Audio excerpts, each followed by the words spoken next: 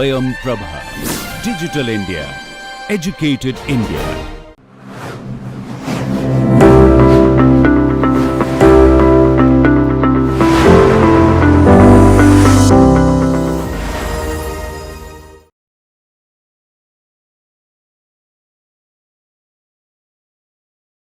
Hello students. So last class we saw an introduction of what is bioclimatic architecture. We saw the history of bioclimatic architecture, how the word got derived right from prehistoric times until and where it positions itself today with respect to sustainable architecture as a very commonly used term, and regenerative architecture, which is again not even a futuristic concept. Today already some buildings are getting designed as regenerative. Today we will look at the strategies for bioclimatic architecture. So we will look about what is bioclimatic architecture. So in this presentation on bioclimatic architecture, we will be discussing an innovative and forward-thinking approach to sustainable building design that places a strong emphasis on environmental harmony and energy efficiency. So during this session, we will delve deep into the following pivotal aspects: strategies for bioclimatic architecture, advantages of bioclimatic architecture. Now, a quick recap on what is bioclimatic architecture. Bioclimatic means considering how climate affects living things. Bioclimatic architecture looks at the weather, where a building will be or where the building will be located, using different factors to make the most of nature while causing less harm to the environment. It aims to keep people comfortable without using too much energy or materials. So it's all about being eco-friendly. As climate change accelerates, the escalating global temperatures necessitates heightened cooling requirements to maintain occupants' thermal well-being. In response, the adaptation of passive design strategies in architecture, known as bioclimatic architecture, is tailored to local climate, and it emerges as a crucial solution. These strategies aim to minimize reliance on active cooling, various methods which can be used, because of which we will not be dependent on electricity generated ways of cooling a building, mitigate conventional heating demands, and guarantee optimal thermal comfort. Thus, the relevance and significance of bioclimatic architecture has never been more pronounced than how it is today. This image gives you a glimpse of three ways of heating a building. We will be looking at these methods in detail, but just to tell you how we are using nature as a means to tap whatever we want in order to make the indoors comfortable. In this case, if we try to tap the heat from outside in order to make the indoors comfortable, then how can we do that? The first picture, this diagram, I will just number these.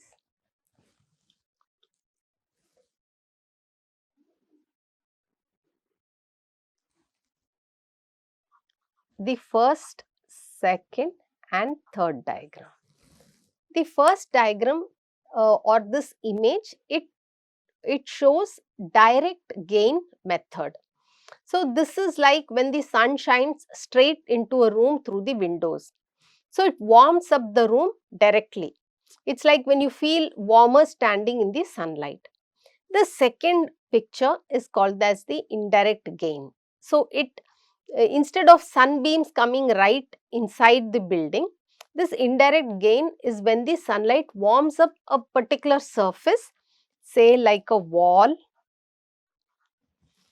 or something there. What are those some things we will see later during the course. So it's like a sunny sidewalk which warms your feet even after you step off it. The third is the trombe wall. So this happens when the warmth is trapped, saved and kept inside the building. And then when you want, you will use it. So it is like putting on a cozy sweater or something like that to keep warm. It stops the heat from escaping outside. Now, in this slide, we will look at the listed elements which will help us in understanding the elements of bioclimatic architecture. So, soil. Now, buildings designed with this approach often integrate into the ground to tap into the soil's ability to moderate temperature changes. This technique, sometimes called melting into the landscape, utilizes the soil's heat retention properties to regulate indoor temperature effectively. Geothermal energy is a renewable resource. It complements this strategy by harnessing the Earth's natural warmth, making it an ideal solution for sustainable heating and cooling. The second one is orientation. So, combining thoughtful orientation with shading elements like blinds or vegetation or some kind of shading devices, they enable precise management of indoor temperatures throughout the day and across the seasons. This approach optimizes comfort while minimizing the need for artificial heating or cooling, ultimately reducing energy consumption and promoting sustainability. The third one is insulation in buildings. So, insulation is typically installed within floors or walls, ceilings and roof to minimize heat loss during colder months and heat gain during warmer months. This helps to improve energy efficiency, reduce heating and cooling costs and enhances overall comfort for occupants.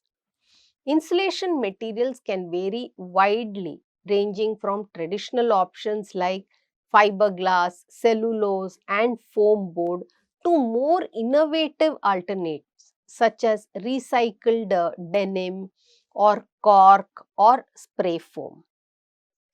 Then third is ventilation. Now ventilation, we have three types of ventilation. First is the natural ventilation. So, this type of ventilation relies on natural forces like wind and temperature differences to circulate air. It's like opening windows to let in the breeze. The second is mechanical ventilation.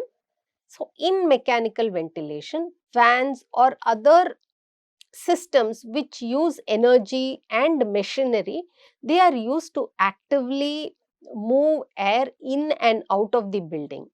It's like turning on a fan to keep the air flowing. Then third is the hybrid ventilation. Now, hybrid ventilation combines elements of both natural and mechanical system. It's like using windows for fresh air most of the time, but having fans kick in when there is a need for extra airflow. Now, these are very briefly and loosely coined elements that I am telling you, and you will understand the context as we move further into the class. So, here what we saw first is soil.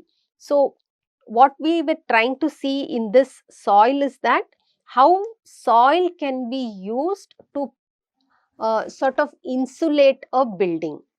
Second is orientation, how properly orienting a building can help us tap the resources of the sun or cut the sun when you don't want the indoors to be heated. Third we talked of is insulation, which is more like a barrier for heat and sound. And fourth we talked of is ventilation. And ventilation, we said three types of ventilation. One is natural ventilation, another is mechanical, and third a combination of both, which is hybrid. Now, let us look at what is passive building design and how we can have heat protection, heat rejection and heat gain from the sun. So, passive building design, it calls for protecting the building from heat, making the heat to come inside, and third is rejecting the heat, don't want the heat. So, heat protection can happen by insulating the building. So, you can use various insulations like how we saw in the previous slide. No recycled denim or cork or glass wool. We can have insulated windows, double glazed windows maybe. Third is by infiltration and fourth is by solar control. We can also have direct heat gain from the sun, which can be direct as we saw in the previous slide or last two slides back, solar buffer spaces, and third is the indirect heat gain. How do we reject or prevent heat? Heat rejection, or we can even call it as prevention. This can happen by ventilating the building, by evaporative cooling, ground cooling, using geothermal or deep lake or ocean cooling, and by radiative cooling. Now, let us look at heat protection. If you want to protect the building and insulate the building, then what all will you use? You can use organic insulation, mineral insulation, oil derived insulation, or some other innovative and advanced insulation. Insulated windows can comprise of insulated panes and insulated frames. In order to have a solar control, you can have permanent shading features like long cantilevers, or you can have fixed shading devices like vertical fins. You can have movable or adaptive shading devices, which we call as dynamic shading devices, and you can have solar control glazing. When it comes to heat gain from the sun, direct solar gain we already saw. It's more like allowing the sun to get into the building. So, direct solar gain. So, the sun just enters the building. If we want solar buffer spaces, then we can have winter gardens or we can have a double facade. Indirect heat gain, we can have trombe wall or we can have attached sun space. None of these are exhaustive. These are all only indicative. There are many other methods also, but the list becomes too long. So, this is indicative. Then when it comes to ventilation, we can have comfort ventilation, which is more like cross ventilation when the ambient air temperature is comfortable, or we can have nocturnal ventilation. Then we can have evaporative or adiabatic cooling, which can be through direct means or indirect means. So, these are the various ways in which we can design buildings passively. Now, in our next slide, we will see the simple and advanced passive techniques that we can use for designing a building. Now, if we look at simple passive techniques, what are simple passive techniques? Simple passive techniques are techniques which do not require the use of any special contraption or devices to capture, store, release heat energy or any other form of energy. What are the ways of making a building with simple passive techniques? First is layout. How do we lay out the building, or how do we orient the building? So, orientation is important. Next is spacing between buildings. So, how dense is the building? Is it compact, or the buildings placed far apart? Third is air movement. Fourth is by using opening size, appropriately positioning the openings, by protecting the openings. How do you protect the openings? Various ways are there. We can have sunshades, we can have vertical fins, we can have egg crate jalis, we can have chhajjas, long cantilevers, and so on. Then walling material, roofing material, protection from rain, and protection from storm water. So, in order to make the building comfortable for the user, by using any of these techniques, we do not use any special contraption or special spaces or special technology. And therefore, we will look at what is advanced passive techniques. So, advanced passive techniques are techniques which require specific design or contraption to capture, store and release energy. Under this, we will see passive cooling. So, I will call this as 1 and 2. So, 2A is passive cooling techniques. So, what are the various passive cooling techniques? We have the natural night ventilation, earth to air exchangers, evaporative cooling, PDEC, passive downdraft evaporative cooling, radiant cooling, green roof, wind tower, double skin facade and double roof. For passive heating, we can use, which I call as 2B, we can use the Trombe wall, solarium, water wall, phase change materials, earth air exchanger, thermal siphoning and earth air tunnels. Now, do not be carried away or do not be disturbed by the terminologies. We will be looking at each of these techniques in detail in the forthcoming classes.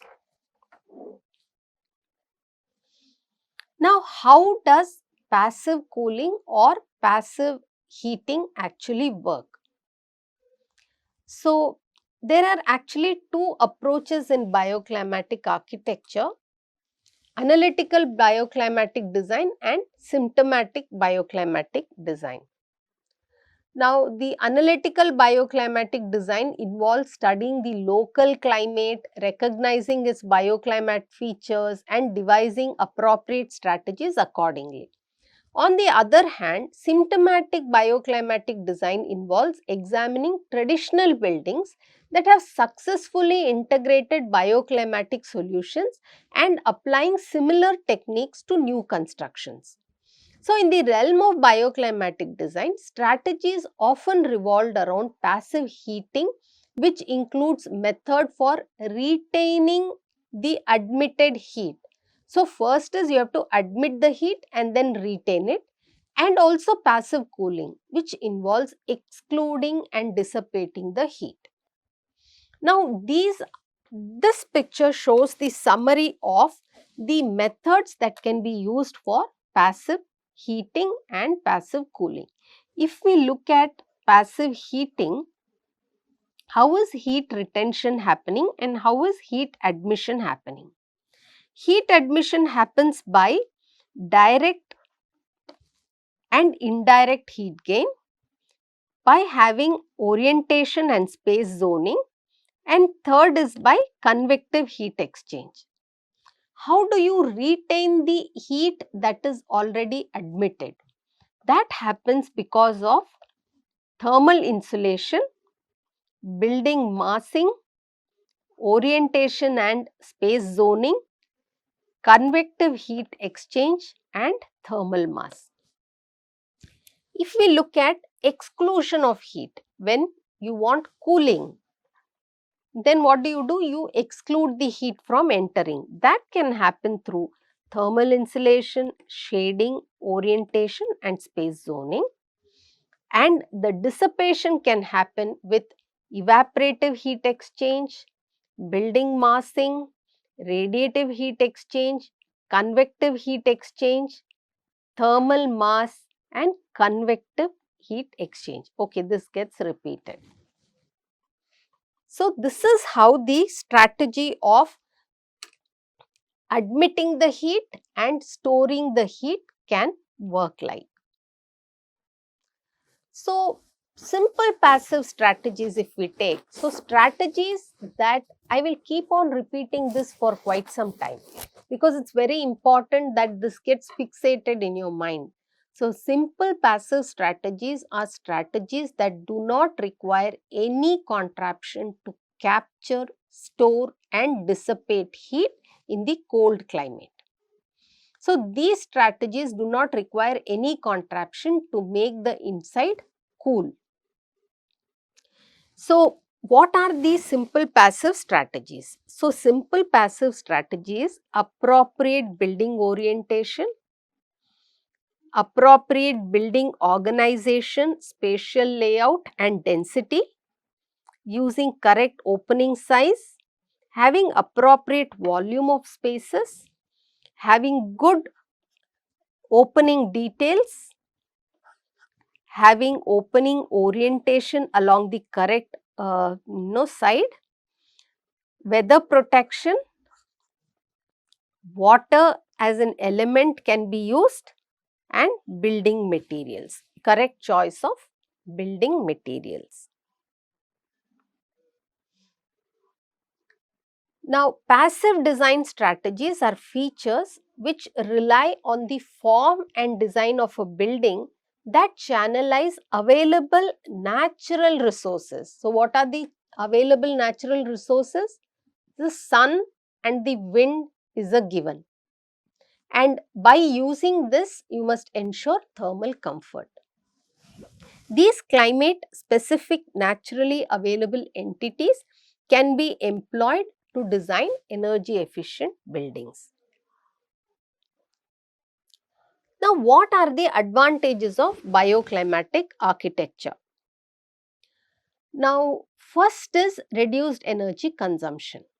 Bioclimatic architecture significantly reduces energy consumption by leveraging natural resources and passive design strategies.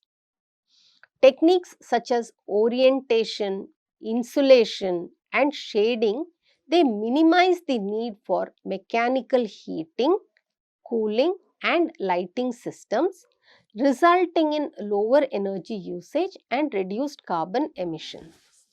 The second is lowering utility bills. So, bioclimatic buildings translate reduced energy consumption into lower utility bills for the occupants. So, it gives you an economic advantage. By relying on natural resources for heating, cooling and lighting, occupants enjoy substantial cost savings over time, making bioclimatic architecture a financially viable choice. Third is less dependence on fossil fuels. This is very important in today's context, where the world and the country, India today, is trying to run a race to reduce the greenhouse gas emissions. So, being less dependence on fossil fuels is not going to hurt. Bioclimatic architecture decreases the dependence on fossil fuels by utilizing renewable energy sources like solar and wind power. This shift reduces greenhouse gas emissions, mitigating climate change while promoting sustainability and environmental responsibility. Fourth is optimal thermal comfort. Bioclimatic buildings prioritize thermal comfort through passive energy strategies like insulation and natural ventilation. By maintaining stable indoor temperature all through the year, these buildings they eliminate the need for excessive heating or cooling and also ensures a comfortable indoor living. So the advantages of bioclimatic architecture are: first is reduced energy consumption. This becomes very important in the light of the fact that 25 to 50% of the energy used by buildings, 72% is through electric consumption, leading to 38% carbon dioxide emissions by buildings. 14% of water, potable water, is consumed by buildings. How much ever we try to recycle, 30% of the waste output is contributed by buildings, and 40% of raw material use is by buildings globally. And therefore, it becomes very important in today's time and date that we follow the principles of bioclimatic architecture, which aims to reduce the electricity use, thereby also reducing GHG, greenhouse gas emissions. Now, what are the further advantages of using this bioclimatic architecture? First is improved air quality. So, bioclimatic architecture enhances indoor air quality through natural ventilation strategies, reducing pollutants and promoting a healthier living environment for occupants, particularly those with respiratory conditions and allergies. Here, if you look at this picture talks of various forms of buildings and how energy use intensity varies with the changing form of the building. The first form uses 44% energy, the second one 45, third is 46, fourth gets reduced 43, fifth is again 44, and sixth is 43. So, by appropriate using of appropriate building form and orientation, we can reduce electrical energy consumption. This causes reduced environmental impact. So, bioclimatic buildings minimizes environmental impact by optimizing natural resources and minimizing energy consumption. This sustainable approach contributes to a significant reduction in greenhouse gas emissions and promotes environmental stewardship. It also gives us cost savings. Bioclimatic architecture offers cost savings in construction and maintenance by prioritizing energy efficiency and reducing reliance on mechanical systems. Other advantages: natural lighting and views. Bioclimatic buildings prioritize natural lighting and views, enhancing occupant well-being and productivity. They also promote social interaction. So, bioclimatic buildings promote social interactions and community engagement through shared spaces and amenities. Thus, we can see that bioclimatic architecture offers us several advantages. We will stop this class with this slide today, and we will continue the next class. In this class, we saw what are the passive cooling systems, what are the passive heating systems, how what are the systems through which heat is trapped, what are the systems through which heat is disseminated, and also the same thing we saw for passive cooling. The next class we will continue with another interesting topic on bioclimatic architecture. Thank you.